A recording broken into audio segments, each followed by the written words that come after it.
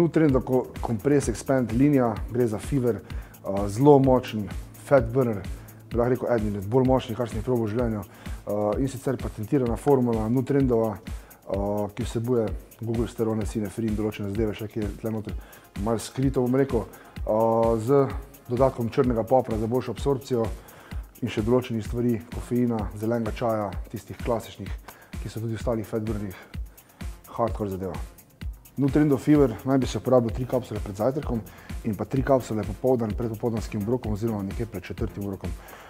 Sam sem mnenja, da začnete recimo pred jutranjim kardijem oziroma zjutraj pred prvim obrokom nekje 1 tableto in pa 1 kapsulo, še potem nekje pred 3. obrokom recimo. Telo se počasi navaja in potem v bistvu nekje po vsak 4. dan ali pa recimo iz tedna v teden stopnjujete do 3 tablete. Mislim pa, da več kot 6 tablet na dan ni potrebno imati, ker je zelo, zelo močno.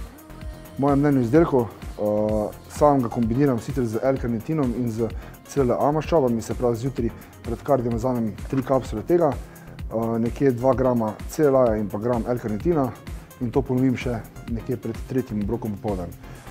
Ker vsi vemo, da fat burnerji sami po sebi ne bodo delovali kot je treba, se pravi vedno treba vključiti prehramben jedilnik zraven normalno, z manj kalorij, manj sladkorja in nasičenih maščob.